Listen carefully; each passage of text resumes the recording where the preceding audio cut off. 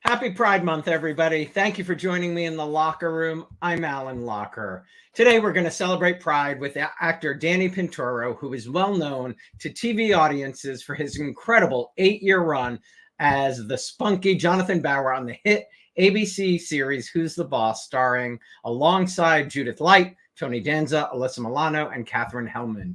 Danny began his professional career at the age of 2 as a model and commercial actor.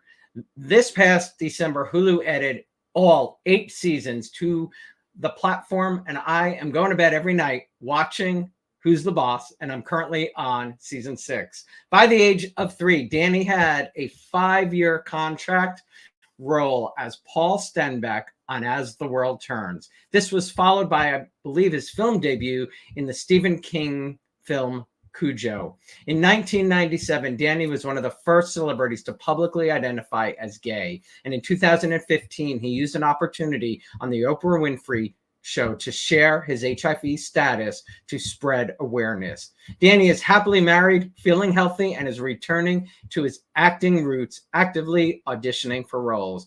It is such a pleasure to welcome Danny Pintauro to the locker room. Hey, Danny.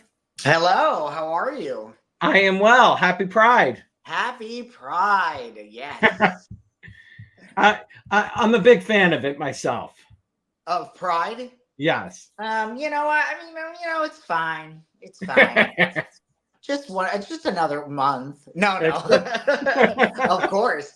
I've always been such a big fan of Pride. You and I were around when there was barely such a thing as even Pride parades, never mind a month. So the idea that we get to sort of have that is awesome. And it really is. What does it mean to you at this point in your life? Well, that's a good question. At this point in my life, it's changing, right?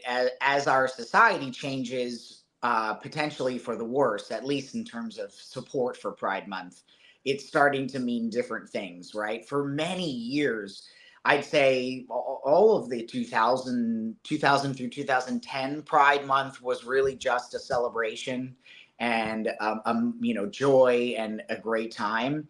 And now it's becoming, I don't feel safe going to a Pride. I don't feel safe going to a Pride parade. There is just this ever-present fear in the back of my brain that this is going to be the Pride that someone decides to send a message, from those who are not fans of ours. And that's unfortunate. That's a good way of putting it. The diplomatic way of saying it. Yeah. Try being gay and Jewish. I mean, just everybody's got a layer to add for sure, but that is, especially right now, definitely a layer to add.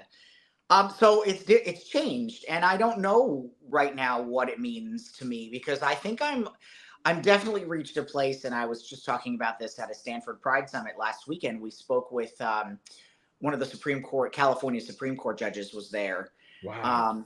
Her name is blanking on me. She's the lesbian judge. She's amazing and so well spoken, and she felt like a mother figure to me while she was there, and took questions from the audience, and I said, please help me find some hope in this moment, because I have lost all faith in the national version of the Supreme Court. Oof. And I've lost all faith in very many parts of our country and what people are experiencing.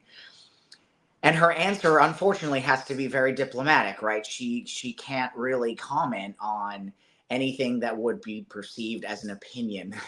So she just said that, we as a society have ebbs and flows, and you have to just keep the fight going and keep the momentum going and stay positive. And I think that's where Pride comes in, right? Our only job when it comes to Pride right now, especially, is to just be as loud and joyful and proud as we can be, so that they all know that we're not going anywhere. And so full circle, I need to get through my fear and show up at Pride so that I can also participate in this you're not getting rid of us that easy kind of feeling Yeah. vibe is what I guess I'm going for. And then I really truly feel like we are going to have, as this year goes on, I hope we don't get here, but I truly feel like we may have to resort to some of the tactics we had during the AIDS crisis with the extreme protesting and the extreme version of standing Act up for up and all of ourselves. that. Yeah. Yeah. And obviously, it's not going to be about HIV AIDS. It's going to be Right. about literally just our rights as human beings. But, just for you and I to have equal rights. Just for us. Yes, literally. That we both could stay married to our husbands. Yes. And, we never got there for all of marriage equality, all of that stuff. We were loud, we voiced ourselves, but we never reached the place we never had a Stonewall moment, right? We never had any of the sort of take over a building during the ACT UP HIV AIDS stuff. And I feel like that's going to be one of the ways that we're going to have to persevere. And that sucks, but might be necessary. So we all just have to not worry about breaking our nails and get a little dirty. That is a really interesting look at it. And, I don't want to get political, but to some degree, that might also be what we have to do to keep our democracy. Yes, for sure. Yes. It's part of that as well. Take me back to 1997. I didn't recall until I was doing research, but you were outed by the National Enquirer, who was going to do a story. How scary was that for you when you got that phone call? I've always felt like, because I had such success at such a young age, my life has always been different in many ways. And for some reason, so I'm trying, how do I explain this? I feel like the universe was at play and that I was supposed to have this role, right? And it was scary, but there was also a sense of, this is what I'm supposed to do. And when you feel that, even if it's not a decision that you decided, this is what I'm supposed to do, if the universe says this is what you're supposed to do, there's this thing that happens. And I was terrified. It helps that I was at Stanford at the time in the middle of finals and just really not able to focus on it.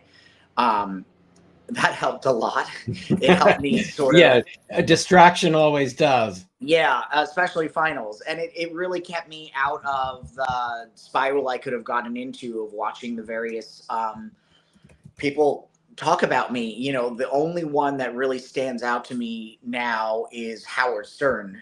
He talked about me on his show, and he was, that's when he was at the very height of his popularity, and used some disparaging words, and that stuck with me. So if I'd been really focused on what people were saying, it would have been a lot harder. When I came out of finals, I had already started receiving emails and mail. Yes, people had gotten my email and my address, with letters saying, thank you for doing what you did, and thank you for saving my life and giving me someone to turn to. And so I got, when I all the dust had settled, I got to experience that version, which really made things a lot easier for me. Had I been a working actor at the time, like had I been in Hollywood focused on that, I think it would have been absolutely terrifying, and I think it would have absolutely ruined my career. It did ruin my career in some ways, but just not at that time. Right. So I think, again, the universe was saying, this is probably the best time that we can do this for you, that this can happen, to prevent it from being just a total catastrophe. I don't know. Yeah, no, well said. Will you remind everybody, because I love this, but you did call your Who's the Boss mother, of course, for advice. Yeah, she, everybody knows that Judith Light's always been just our number one fan. And part of the reason she's always been our number one fan is her management team for, I think, since she was on Young and the Restless. What was One Life to Live. One Life to Live. I think they've been her managers since then. Wow. They're a married couple, a gay married couple. And so I think one of the reasons that is such an important issue to her is that she has these two people who are literally her, Family. first call and last call of the day. And obviously I was working with them on the show and they were there all the time. So the first thought, and really the only thought, was I've got to contact Judith or I've got to contact Jonathan and Herb. That's the couple. In fact, I think I was hoping more to get advice from them about it than Judith. I knew she'd be helpful, but I think it was, let's call all three of them and see what they as a consensus come up with.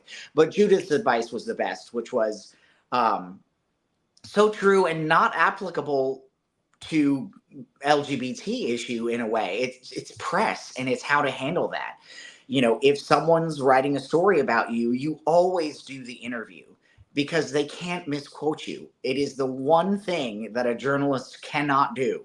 It's misquote you. They can move your words around a little bit to sort of make it fit their narrative.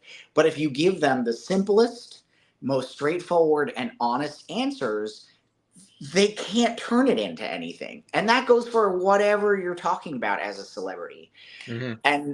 And so I took that to heart and I said, okay, Len, I'm just literally going to call them back and say, let's talk about it. And I gave them the most boring, sort of straightforward answers. This is who I am. This is what I've experienced.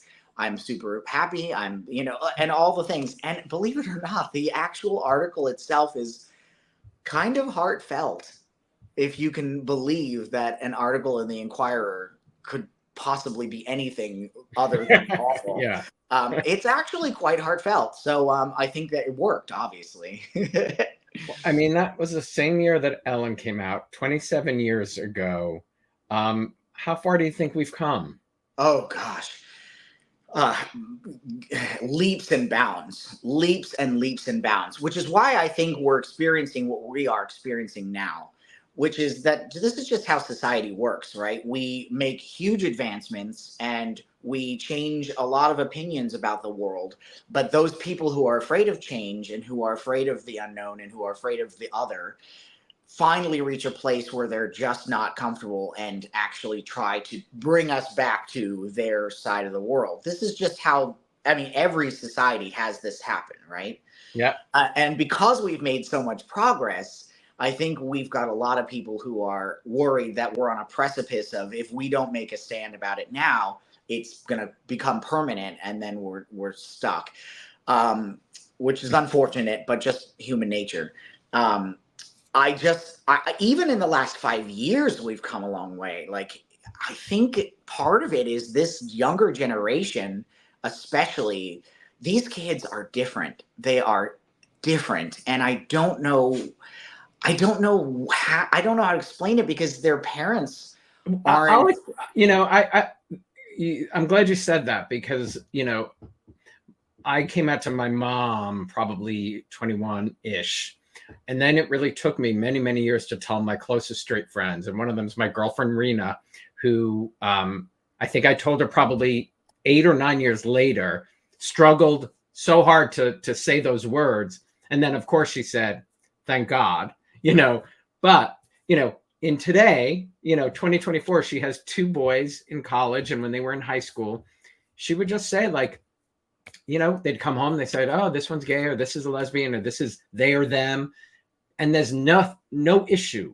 Like, when you and I were in school, I don't know if it would have been an issue, but there would have been more strife about it. Like, people would have definitely been talking about it more and not letting it go off their shoulder. Are you kidding? In 1994, 1993, when I was in high school, if someone called themselves they, them, I'm not sure for their safety, honestly, at that point. Come on, that was, no, that was, yeah. And I think it's amazing. I think it's so amazing. I don't know if it's entirely the parents, because at least half of the parents are not comfortable with most of those topics, right? So it's the kids, and it's their interactions with each other. And I don't know. I think they're just mentally built different because they're all so open to all kinds of topics, LGBT or not. I mean, all a whole realm of thought. And we have to protect them at all But you costs. and I also talked backstage. There was nothing on TV for us, so they are Right. definitely getting it a lot more in their TV. Oh In yeah. their, That you makes know, sense. Maybe that's one of the reasons. Like I'm saying, I feel like it's a genetic thing, but maybe it's truly just that they're so much more. It's surrounding them at school. They get to see that. Of course, they're seeing it in the media, which some people are mad about, obviously. But yeah, I think that's one of the reasons for sure. Is but they you and just I, the reason I'm glad we're even just talking, like there weren't these conversations when you and I were growing up. no. So somebody just, and I've had people who watch my show say it's just hearing me talk about my husband and just, not preaching anything, just my husband's, doing this, and it makes Yeah. them more comfortable. So it's an Yeah. interesting thought. In 2015, 9 years ago, you shared with Oprah Winfrey your HIV status, letting the world in, and really again, representing that community. What prompted you to share, and how did you feel, like before you let it out of your mouth, and how did you feel after?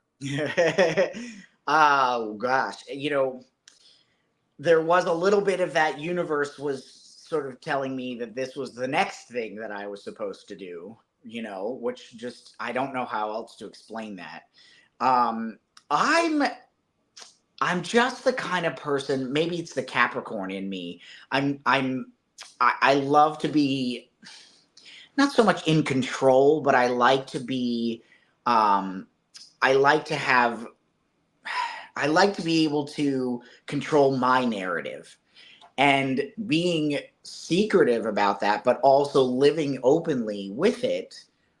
The thought of losing control having someone come out and talk about it, which was inevitable. Like there was no way that wouldn't at some point happen. um I would rather take control. And I guess that was the same thing with coming out too. I think in the back of my mind, I was living openly at Stanford, so it really was just a matter of time. The Inquirer provided me that opportunity. Mm. And so did Oprah, but not in the way you think. They contacted me to simply do a Where Are They Now interview. And the goal for them was very simple. Like, he's living in LA or wherever I was, Las Vegas, living life, boring, just whatever. And I had actually been talking about doing it for years. When I first started thinking about doing it, my reason for doing it was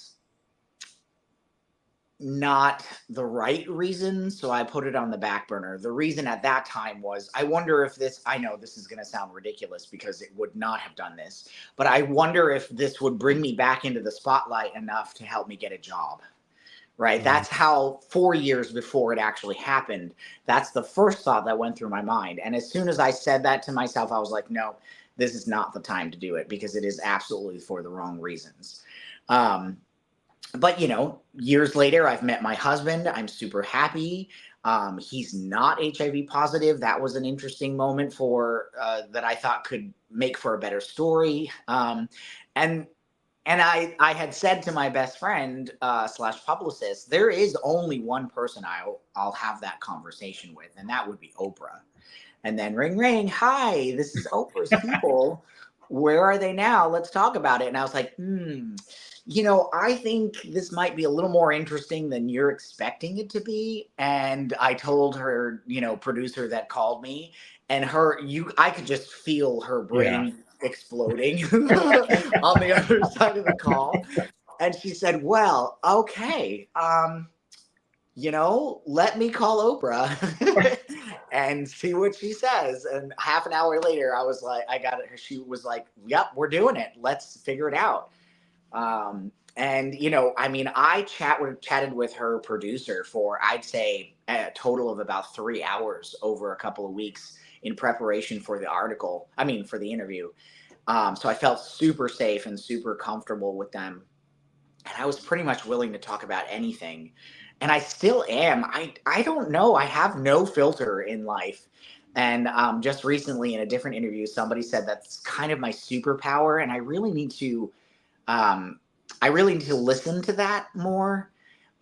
Because, you know, in the entertainment business, especially the business of being an actor, you know, I said this in another interview a few weeks ago. It's all about boxes. You know, I've got the gay box, I've got the HIV box, I've got the child celebrity box, I've got the Jonathan Bauer box, I've got the Who's the Boss box. I have all these boxes. And as an actor, you want to be neutral. You don't want to have a whole bunch of boxes making it harder for you to get the job. And so I try to keep my filter on to prevent more boxes from popping up, you know? But I feel like that I just need to, my superpower is I would absolutely agree that it's a superpower, because I can, for all those people who reached out in 97, you must have heard after 2015 as well, when you came out on Oprah, because sadly, there's still stigma today in 2024 when there should not be. Yes. And sadly, today there is still a under 10 big celebrities who are talking about it. I mean, the list is still very short. Yeah, keep going. Sorry. Yeah, no, absolutely. Is there a person who's reached out to you since 97 or 2015, that stands out in your mind? Because I'm sure you must have heard some incredible stories from, how you helped somebody. Yeah, I mean, they all blend together, but they all come back to very similar topics, which is the fact that that person is still alive. That is the number one thing I think I've heard from so many people. I don't know if all of those people would truly take that step, but I definitely helped prevent them from even having it on the table, I would say. And that's just, that's hard to process, honestly. And it's also hard to remember in a way, because,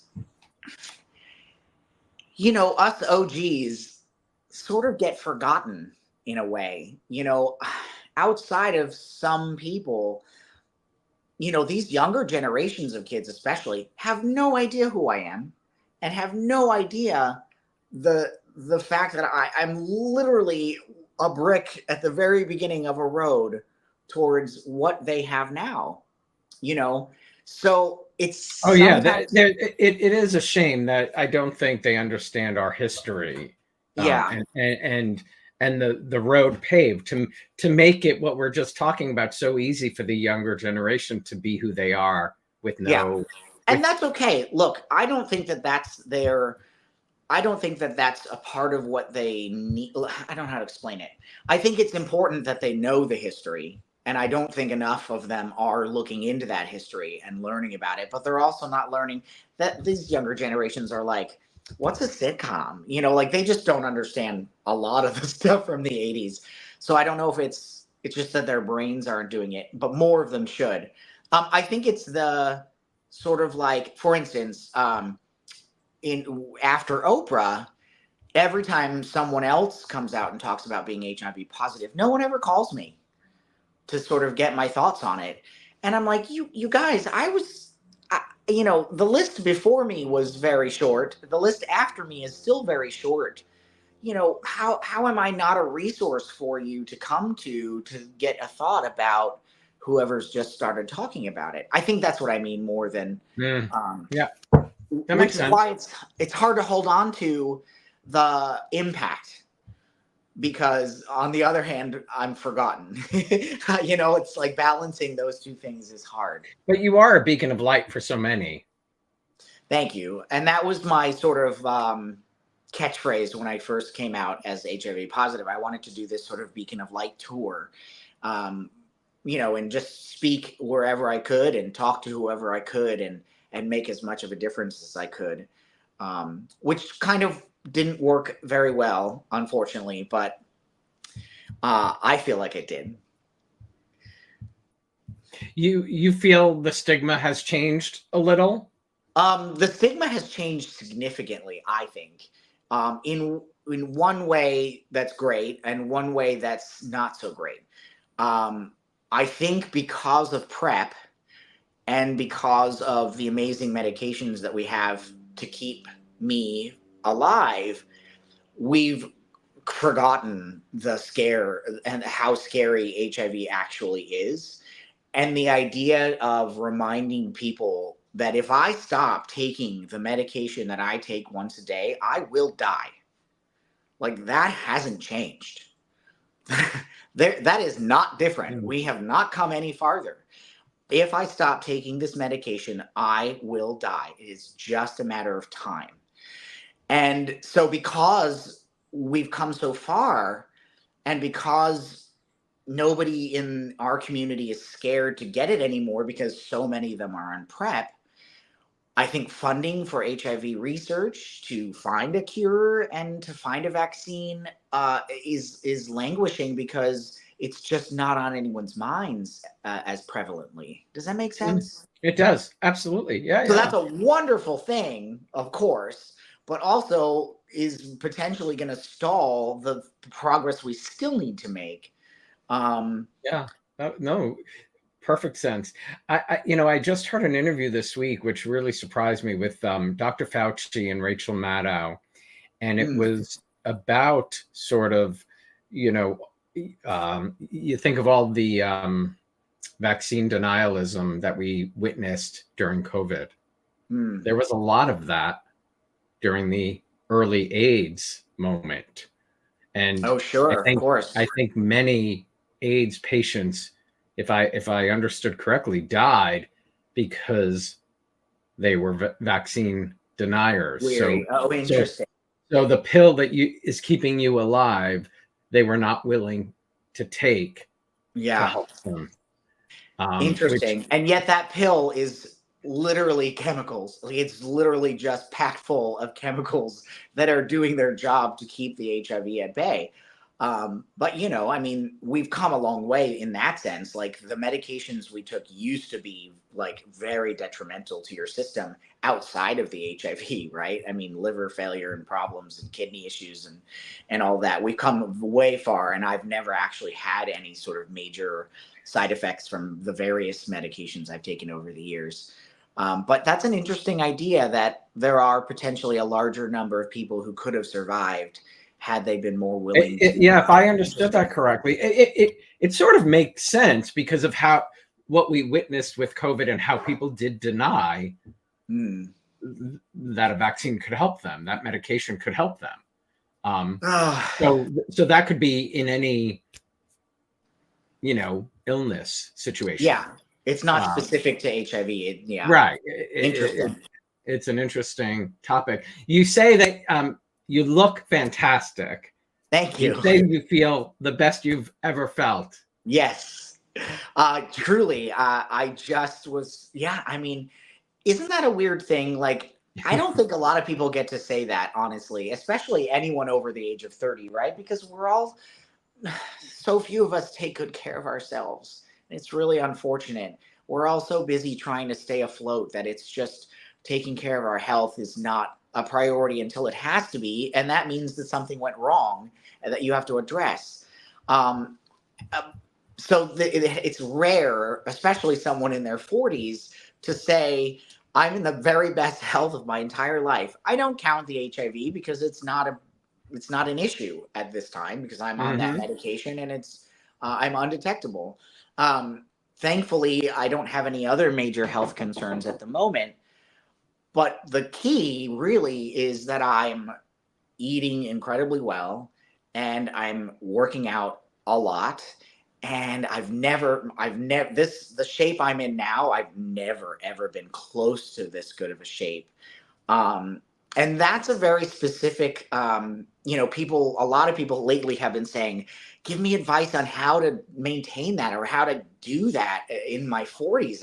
I can't even. And it's super specific to me, which is why it's hard to give them the advice. I basically say, find something similar and maybe that'll work. But for me, it's coming back to the business of being an actor. You know, there are only 3 things that I can control as an actor. Excuse me, my audition. And of course, that's going to be fine. I trust my skill as an actor. My body.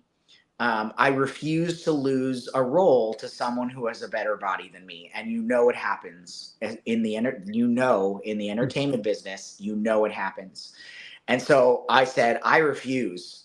The third thing is social media, which I hate. That is become what it is.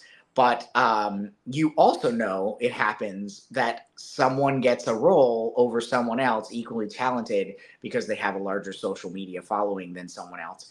In fact, there are some actors who are getting jobs exclusively because of their social media presence. Well, I hate all of that. Well, they're getting jobs and they're not actors. Exactly. But they're getting an acting job. Yes. Of course. I completely agree. I'll refrain from saying names because I'm not that guy, but there are very recent television has had several people on the show who I thought they are exclusively there because they have millions of followers. Anyway, so again, Capricorn, control freak. I need to at least control the few things that I can control. So that meant, 4 or 5 days in the gym, bulking for all of last year. Now I'm trying to stay trim because I've got to be camera ready every day. So, and then, working my darndest to make social media happen. I've gone from 0 to 40K on TikTok in less than 3 years. But compared to other people, that's like nothing, that was very loud. Sorry, there was a very loud boom. Sounded like an explosion, and the dogs are not happy about it. I don't know. Wow. Until I see smoke or hear sirens, we can keep going. we'll keep going. Well, please tell me about meeting your husband, Will. Oh, okay. Will and I was living in Las Vegas. I was selling Tupperware at the time. Okay. I've done it all, honestly. I've done it all. And some friends of mine threw a party. He knows them, so that he came to the party. And I said, there were a lot of people trying to buy Tupperware. He came up and said, "Hey, I'm Will. Nice to meet you." I said, "Hi. Are you going to buy something?" He said, "No, I'm moving to Phoenix tomorrow." I was like, "Okay, bye." Literally. I couldn't. I had too much, but he found me on Facebook and added him as a friend. And then this was, 12 years ago. So Words with Friends was a big deal at the time. And he and I started playing Words with Friends, and there's a little chat feature in the game. So we were just chatting casually while he was in Phoenix. And then Phoenix didn't work. He got fired from the job he moved there for. And moved back to Las Vegas, and I was sort of following that journey through the Words with Friends. And he got back to Vegas, and I guess it was like the day he got back. And previously, I really had not considered him to be someone that I would be interested in dating. I like my typical type is tall, dark, handsome white boys. And he's half Filipino, half Spanish, and 5'6".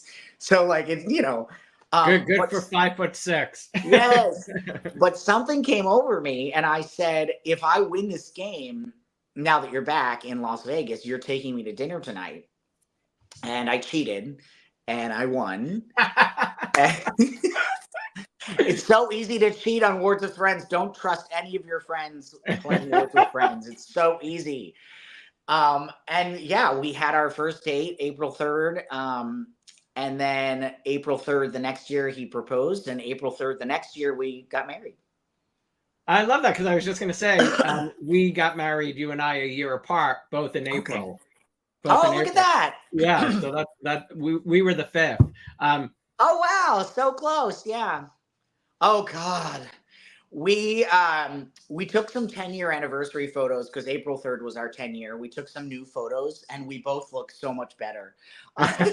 So there were a couple of things in the works of people who wanted to publish those photos, so I haven't released them yet. But I'm running out of patience for those people, so I may just start releasing those on my own soon. But we literally we took the same photos with the same photographer, but 10 years later. Oh, wow. That's awesome. I love that. Yeah, I'm going to so they're keep that very in nice. mind. Yeah. For 20. Yeah, let's do it. That's incredible. What do you remember about the wedding day? I remember that it was great and it went off without a hitch for the most part. The reception was outdoors, like on the top of a hotel in Dana Point, California, and it was freezing. So the only thing I wish we could change was how cold it was for the reception. But the actual wedding itself was beautiful, and all of the right, wonderful people in our lives were there. And it was just the right number of people, and it was awesome. It was such a great day.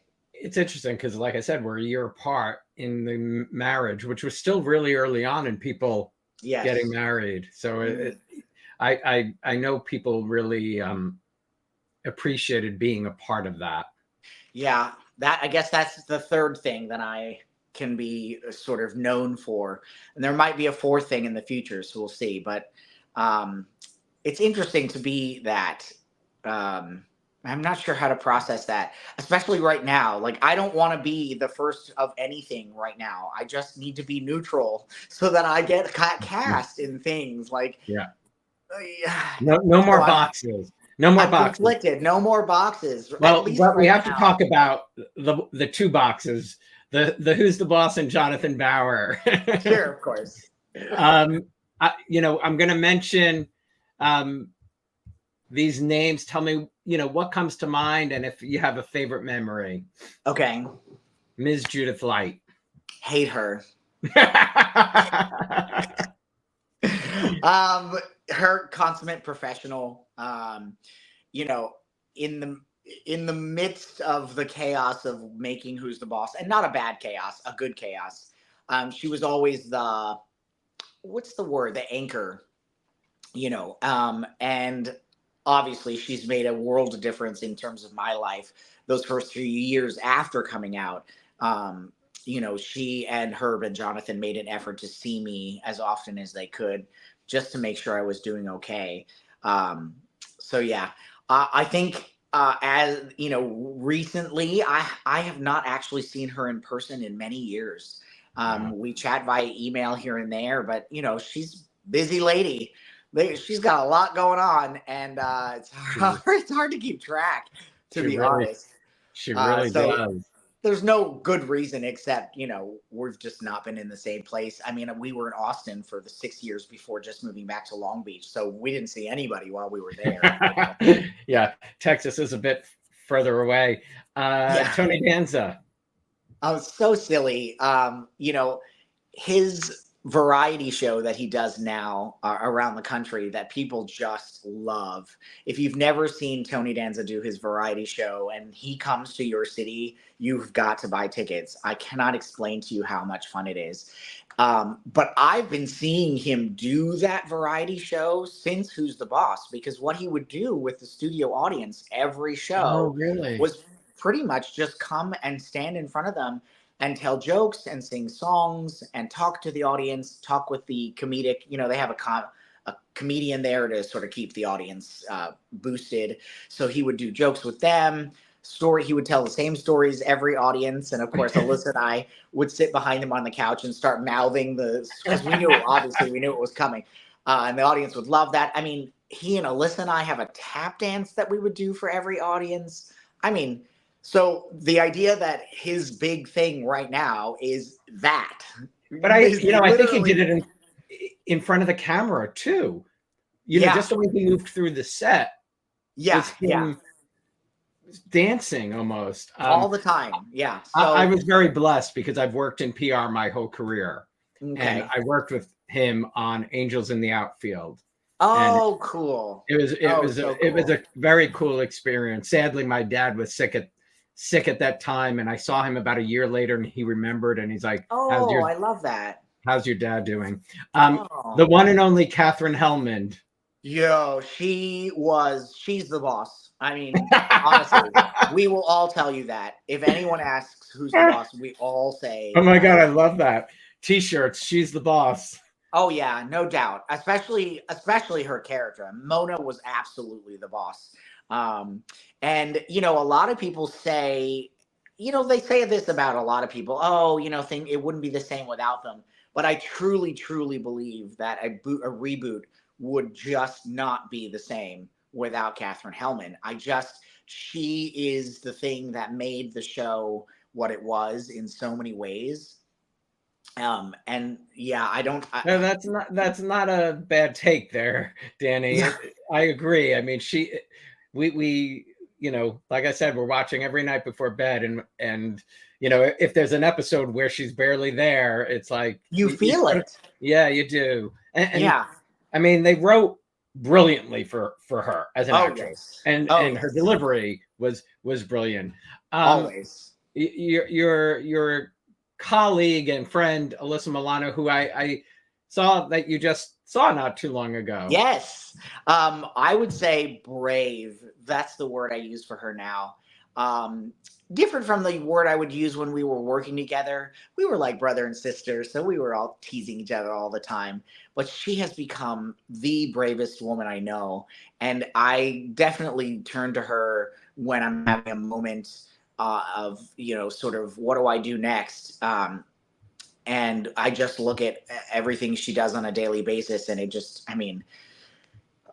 she's amazing.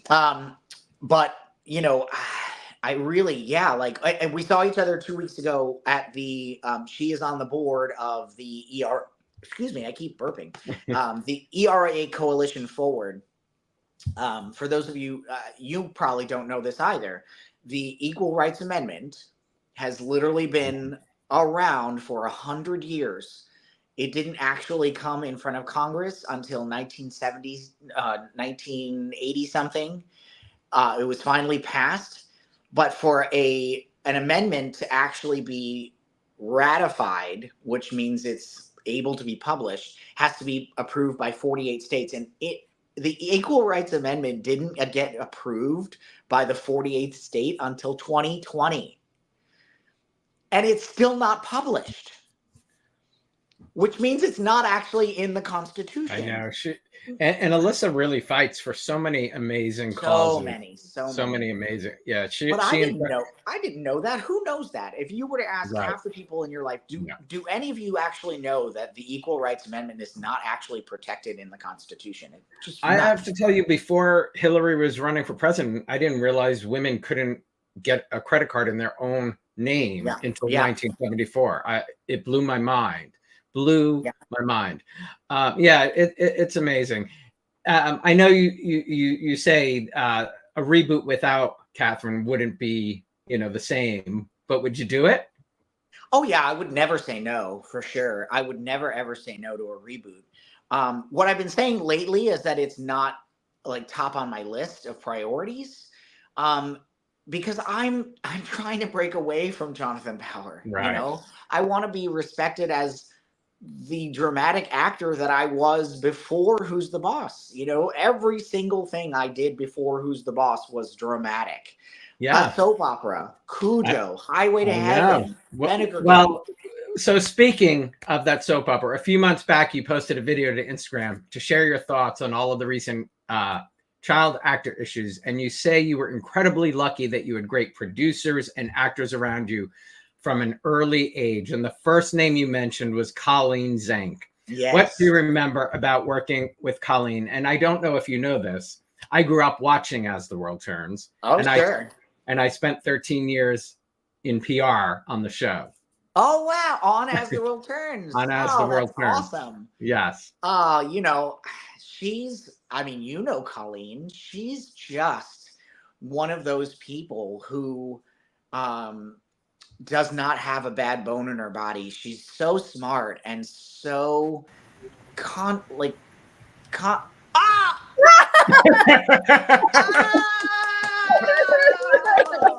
Hi, honey.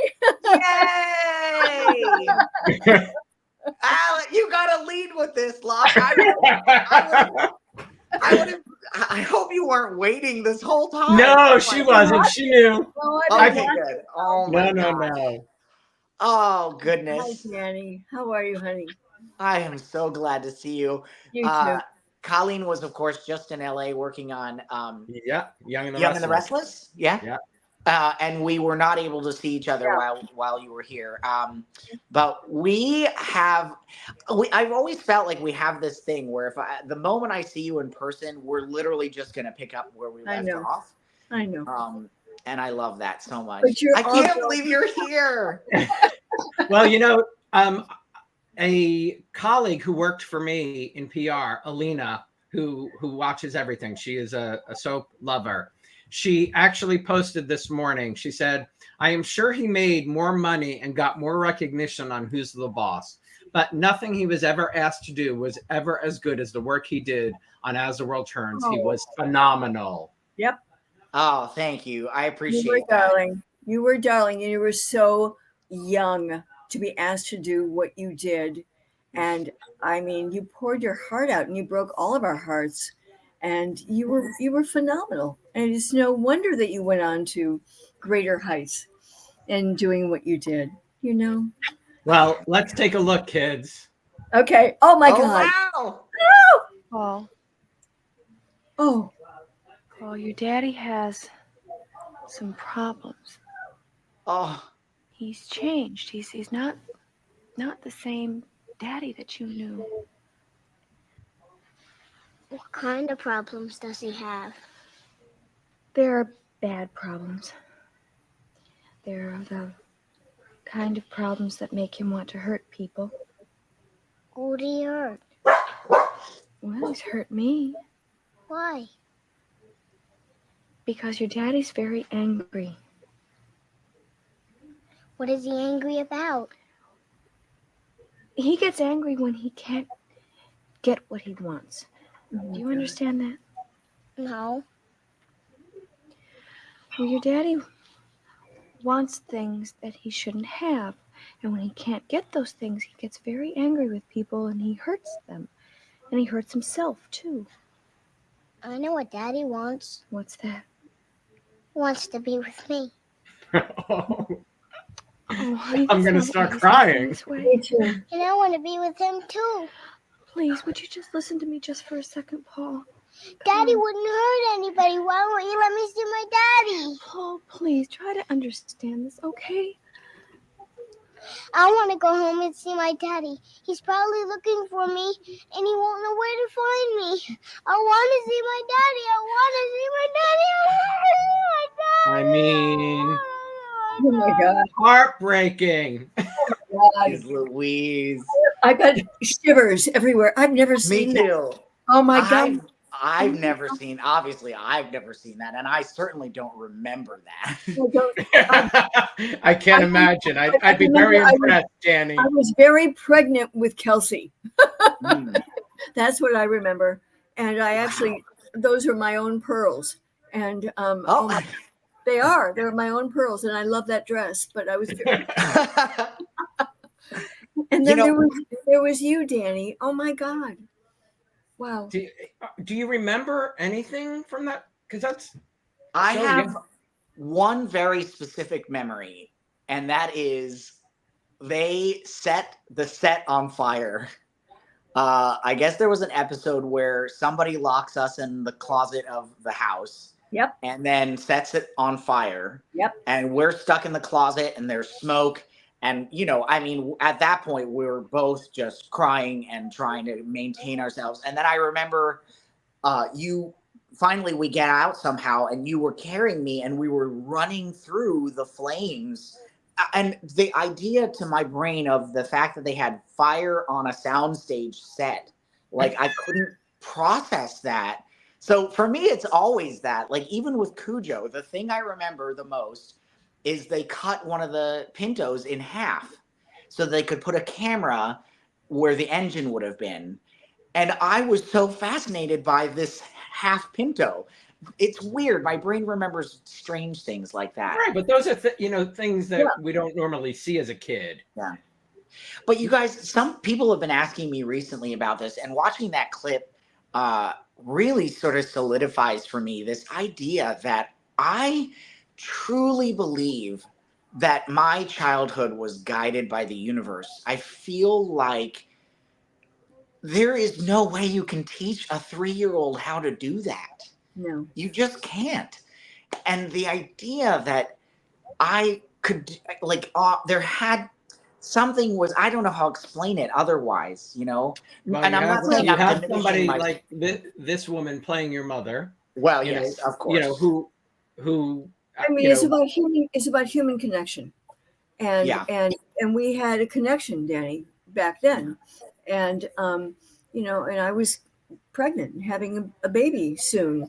And we had been in Spain, and we'd been through all of this with which is amazing, by the way. I know. For Danny to, because they don't normally take Children yeah on location.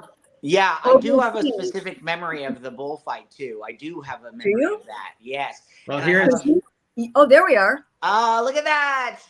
Yeah. Oh my gosh. And I have a specific memory of a very big set of stairs and some very traumatic moment on the stairs, but I don't remember the context. Do you remember that do you remember the snowstorm and the ice?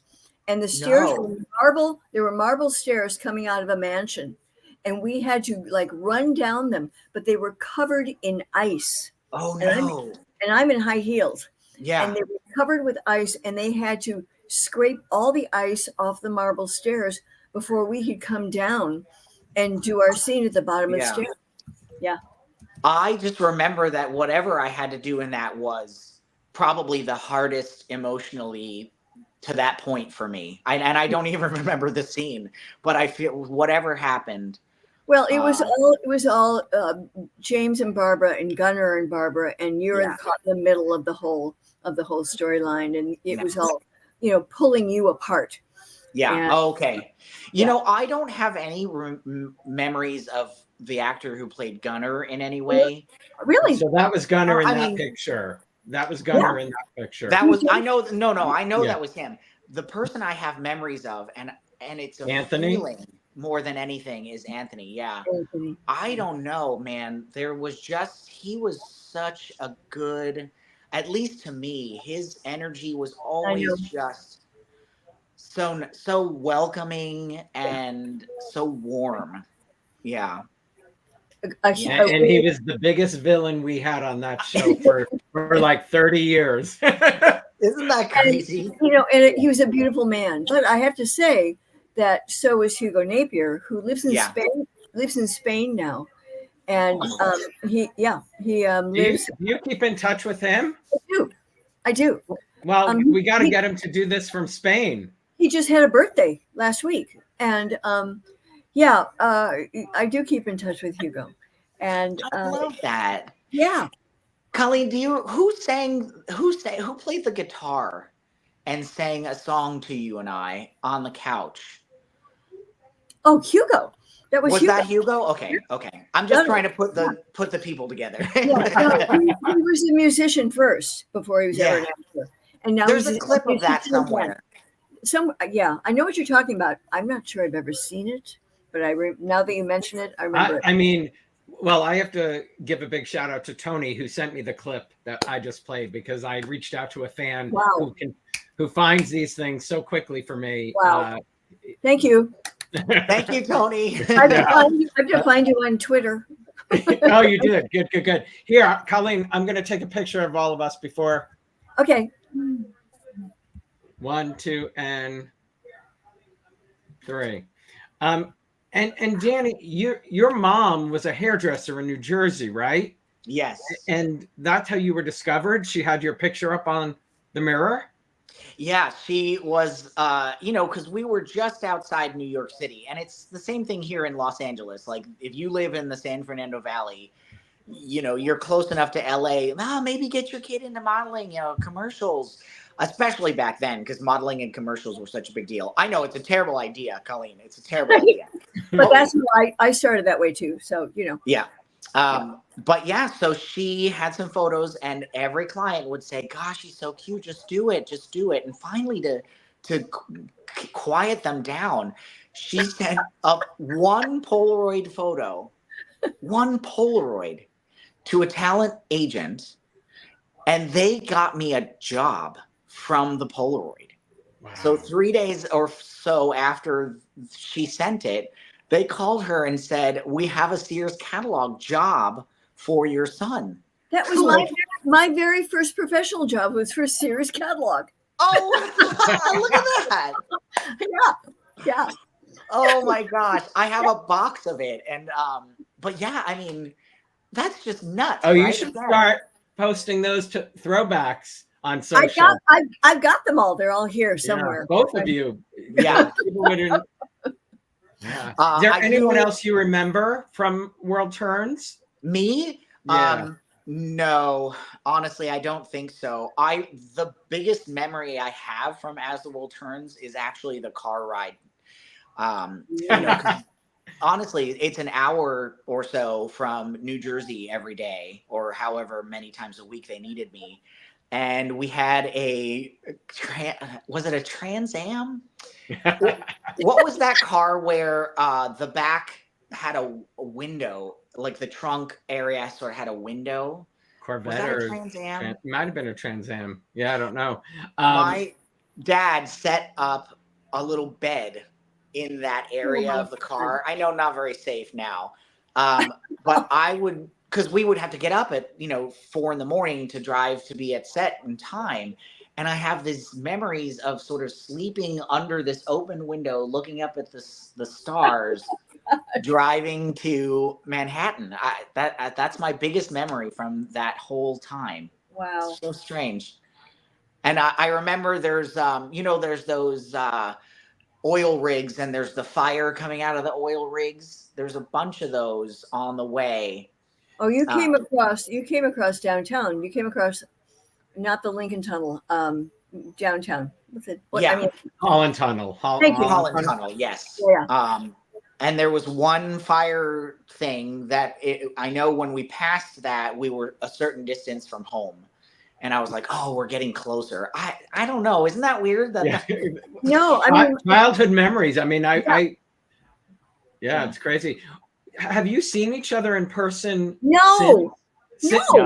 Not since. But we've communicated, right, Danny? That's amazing. Over the years, we've always kept in touch. Yes. Yeah. But I don't think I've actually seen you in person. Nope. There may have been a time when I was a little bit older, where we were at an event that we may have seen each other, but I don't actually know if that's a real memory. I think so. I think you're imagining that. I'm getting old. We're all old. I'm old. I'm the oldest one on this screen right now. So. Maybe a little, but No. you still look gorgeous as always. Oh, So gorgeous. So gorgeous. Hopefully. I mean, she looks exactly like she did in that clip. Yeah. You know what's funny? I only have daylight coming into the room. I don't have anything. I have no ring here. I've got nothing. I just thank you, God. You look great. And I love that you're still working and working so hard. I love that. I'm having the time of my life. Yeah. That's all I'm going to say. Yeah. I want to know what that means. Ooh, I'm excited to find out what that means. Colleen, thank you, my dear. Thank you, Danny. So great to see you. Yes, I will. I will. Talk to you later. Alan, talk to you later.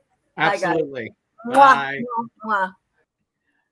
I thought of doing it, but the minute she saw this up on screen, she's like, "Do you want me to stop by?" I was like, "You beat me to it." Wow. So she offered to come? That's awesome. Yeah, absolutely. I'm not easily surprised, and I literally had not even an inkling that was a possibility. That's amazing. Oh, good. I'm glad. And fans were hoping too. Fans were hoping too. They wanted to, they wanted to see that. I mean, had chills for that whole thing. But of course, Who's the Boss was incredibly popular, but this daytime community, that from the minute I started mentioning that you would be here, like I have somebody who helps me a little with social media, and she didn't realize she had left out Paul Stenbeck on one of the promos. That okay.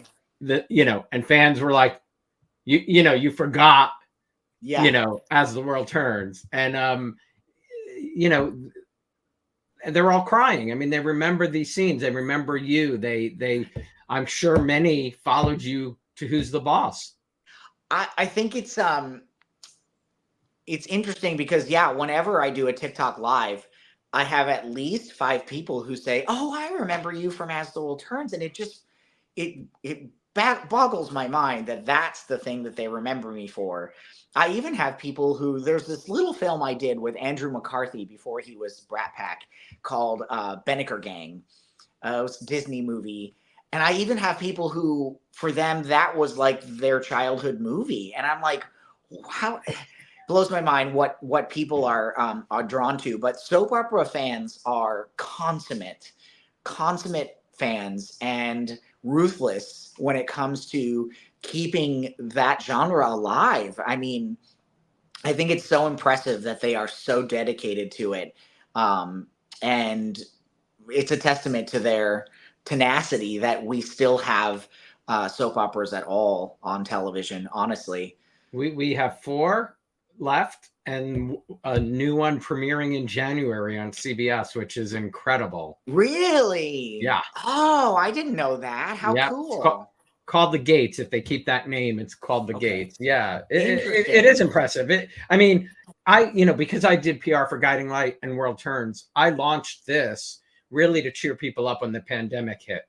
Because I thought we were all disconnected from family, from friends. I thought it would be a way for people to be, to get a smile when we all needed them. So and here I am 500 episodes later, still doing it because of the love of that genre. Yeah. I didn't even know about the Bay. The Bay's great. Yeah, Dee Wallace just did a guest star on it, and I saw that they were doing a rap party, and she was going to be there. So I was like, let's go see Dee. And then I was like, wait a minute, what is the Bay? And it's really great. Did you meet Gregory? I didn't meet anyone really. I really went to see Dee, and I didn't know anyone else there. I kind of felt like I was crashing someone's party. And Dee didn't show. She wasn't feeling well, so we didn't stay long. But I was doing the research, and the idea that it's on YouTube, and it's Tubi, Popstar, I believe. But it started on YouTube it might have. years ago, right? Yeah, it might have. And the idea that they won 22 Emmys. Yeah, and it's in its filming right now. Its 9th season. Yeah, and that just goes to show that the fans of soap operas have made a show that isn't even on a network, potentially. You know what I mean? Right. Yeah. I mean, Gregory, like myself, was a soap lover, and he, created this incredible world and gets, Dee Wallace. I mean, the names he's had on that show are phenomenal. Yeah. I would love to do it. I will mention. I'm going to text Gregory after. Well, I'll give you even more insight. I was looking for some of the red carpet photos from that night because they weren't showing up on the normal sites that host those. Yeah. And there was an email address from the party invitation, PR@LNTY. Yeah. So I emailed them to say, hey, could someone send me, and Gregory wrote me back and he said, I just saw this email. I'm the executive producer showrunner. And I was like, why are you answering this? Number one. And number two, oh my God, I didn't mean to bother you. Gregory is great. I think it just means that I'm going to have something to do with the show. That he is incredibly passionate about the genre, and he really, he'll text me looking for a role and who do I think might, be good. And I love that they're including LGBT storylines. They do. Mike Manning and I'm going to blank on. Don't look at me. I'm bad with names. I can't think of his on-screen. I've damn it. Sorry. You've interviewed him too, haven't you? No, I have, but and he's a good guy. I just can't think of his name. Somebody help me. Blame it. There's a condition called lethonomia, which I actually suffer from, which is that you have in the middle of a sentence, you have the inability to remember a name or a title. Oh, is that a real blame thing? it on your lethonomia. Is that a real thing, or are you making It's a that real up? thing. No, it's a legit real thing. People will tell you if I'm talking to people in my TikTok live and a name or a title comes into the sentence, I will not be able to recall it. And finally, I was like, this has got to be a thing. So my husband looked it up. Yeah, it's called lethonomia. I think it's just a fancy word for I'm getting old. I mean, honestly. You mentioned earlier that you are teaching. Before I let you go, would you tell us a little about that? Yeah, I've been teaching now off and on for quite a few years. I started teaching in Austin at a place called Georgetown Palace Academy. It's a community theater that has this thriving school for kids. They've even built a new 3-story building to house all their classes. It's amazing. And I taught for them for 3 years. I prefer to teach middle school and high school. I don't vibe with teaching adults. That's just not how, for me, I want to sort of give them the fundamentals. And I've taught everything from improv to script analysis and scene study. What I usually teach for the Young Actors Theater Camp, which is where I'm going in a few weeks, is film and television acting. And then I teach a class on self-taping and what that looks like. But this year for the camp, I'm actually the acting track lead. So I'm coordinating everyone, and there's a showcase at the end of each week of camp that I'm directing, and I wrote a script for it, and we'll see how that goes. But I just love teaching. It's just one of my favorite things to do. I love that. What is it like, seeing the spark that you sort of had in younger kids? There's nothing like it, and I think that's partly why I love to teach film and television acting to theater kids, because they have never been no one has ever explained to them the concept of the inner monologue, right? And the very best performances from an actor on a film or television are always the ones where you can see them having the conversation in their brain, in their eyes, on camera, and doing exercises with them and having them realize, oh, my brain is just thinking of what I'm supposed to do next in this moment, as opposed to what this actual character I'm playing would be thinking in this moment.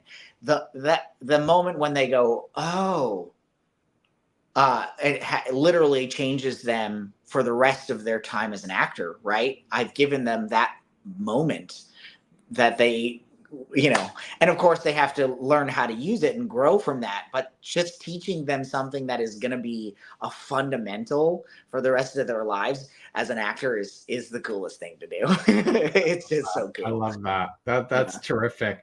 Eric Nelson, Mike Manning and Eric Nelson play husbands on the Bay. Got you. Thank you, Tony. We had to get that out for sure. We had to get that out. Danny, such a pleasure to meet you. Yes, you too. Thank you so much for having Colleen and for a really great chat and conversation. This has been a great time. I'm so glad. So glad. You stay well. All right. Thank you so much. Enjoy the rest of your day. You too. Bye-bye. Happy Pride. Happy Pride. Yay. Thanks, everybody, for joining us today. I want to thank Danny Pintauro and Colleen Zenk for taking the time to be here. Please join me tomorrow when Doug Helmond, one of the talented home cooks competing in season 3 of The Great American Recipe, and a friend of mine, joins us to share his journey, his culinary inspirations, and what it means to be part of this celebrated cooking competition. If you haven't yet subscribed to my YouTube channel, you can do so down below.